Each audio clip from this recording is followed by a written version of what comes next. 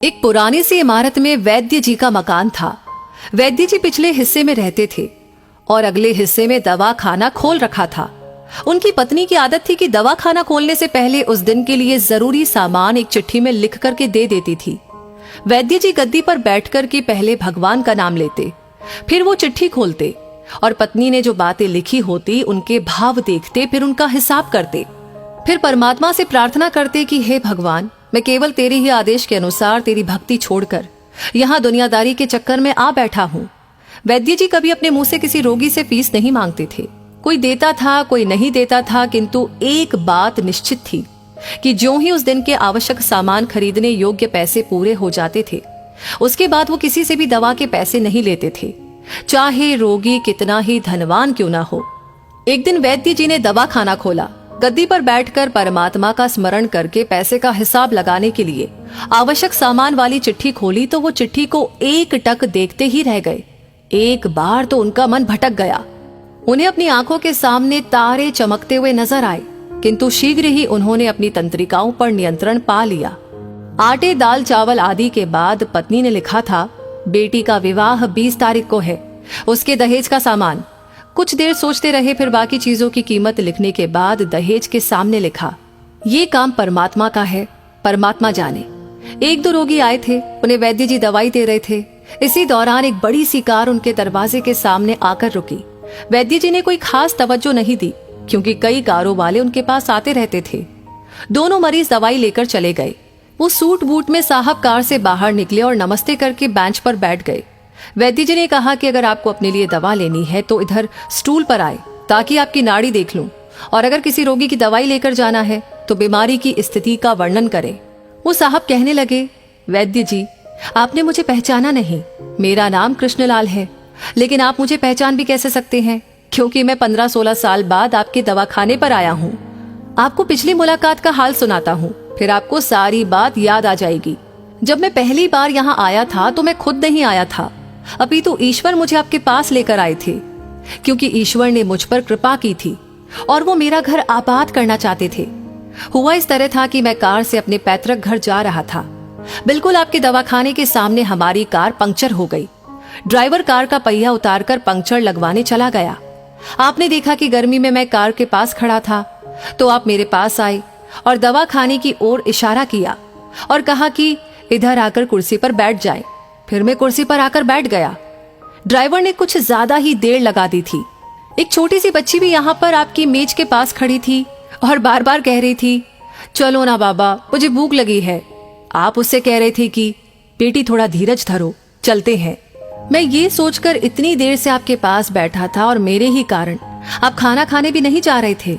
मुझे कोई दवाई खरीद लेनी चाहिए ताकि आप मेरे बैठने का भार महसूस न करें। मैंने कहा कि वैद्य जी, मैं पिछले 5-6 साल से इंग्लैंड में रहकर के कारोबार कर रहा हूँ। इंग्लैंड जाने से पहले मेरी शादी हो गई थी, लेकिन अब तक बच्चे के सुख से वंचित हूँ। यहाँ भी इलाज कराया और वहां इंग्लैंड में भी, लेकिन किस्मत ने निराशा के सिवा और कुछ नहीं दिया। आपने कहा था कि मेरे भाई, भगवान से निराश न हो, याद रखो कि उसके कोष में किसी चीज की कोई कमी नहीं है। आस, औलाद, धन, इज्जत, सुख दुख, जीवन, मृत्यु, सब कुछ उसी के हाथ में है। ये किसी वैद्य या डॉक्टर के हाथ में नहीं होता और न ही किसी दवा में होता है। जो कुछ होना होता है वो सब भगवान के आदेश से होता है। औलाद देनी है तो उसी ने देनी है। मुझे याद है आप बातें करते जा रहे थे और साथ साथ पुड़िया भी बनाते जा रहे थे। सभी दवा आपने 2 भागों में विभाजित कर दी, अलग अलग लिफाफों में डाली थी और फिर मुझसे पूछकर आपने एक लिफाफे पर मेरा और दूसरे पर मेरी पत्नी का नाम लिखकर दवा उपयोग करने का तरीका बताया था। मैंने तब वो दवाई ले ली थी, क्योंकि मैं सिर्फ कुछ पैसे आपको देना चाहता था। लेकिन जब दवा लेने के बाद मैंने पैसे पूछे तो आपने कहा था, बस ठीक है। मैंने जोर डाला तो आपने कहा कि आज का खाता बंद हो गया है। मैंने कहा, मुझे आपकी बात समझ नहीं आई।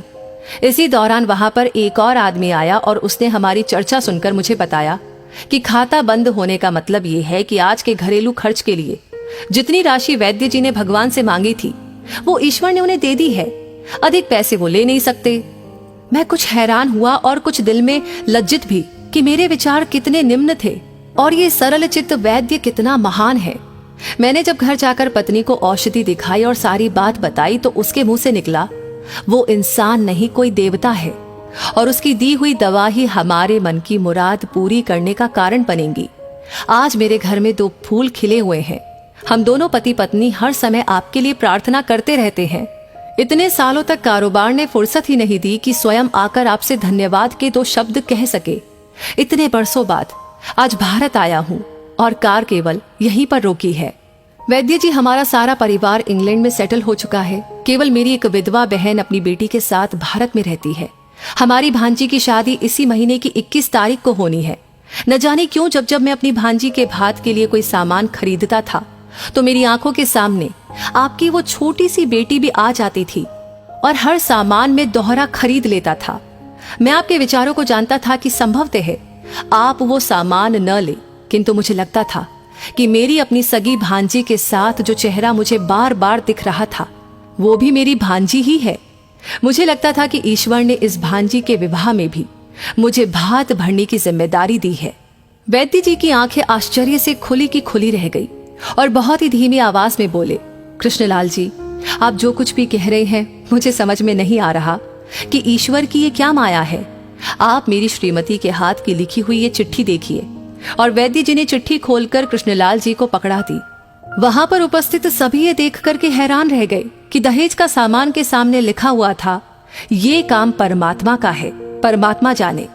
कांपती सी आवाज में वैद्य जी बोले, कृष्णलाल जी, विश्वास कीजिए कि आज तक कभी ऐसा नहीं हुआ कि पत्नी ने चिट्ठी पर आवश्यकता लिखी हो और भगवान ने उस दिन उसकी व्यवस्था न कर दी हो।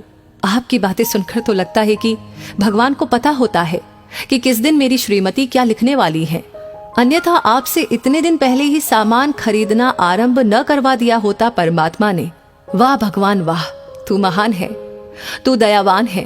मैं हैरान हूं कि वो कैसे अपने रंग दिखाता है। वैद्य जी ने आगे कहा, एक ही पाठ पढ़ा है कि सुबह परमात्मा का आभार करो, शाम को अच्छा दिन गुजरने का आभार करो, खाते समय उसका आभार करो, सोते समय उसका आभार करो। तो दोस्तों, इस कहानी को सुनने के बाद आप क्या महसूस कर रहे हैं? आपके दिल से कौन सी बात आ रही है? प्लीज आप हमें अपनी राय जरूर बताएं। इस वीडियो को लाइक आपने कर दिया है तो शेयर करना बिल्कुल ना भूलें। आपका हर एक लाइक, हर एक कमेंट, हर एक शेयर हमें इंस्पायर करता है ऐसी कहानियां आप तक पहुंचाने के लिए। और हाँ, इस वीडियो को पूरा देखने के लिए तहे दिल से हमारी पूरी टीम की ओर से आपको बहुत सारा आभार। धन्यवाद।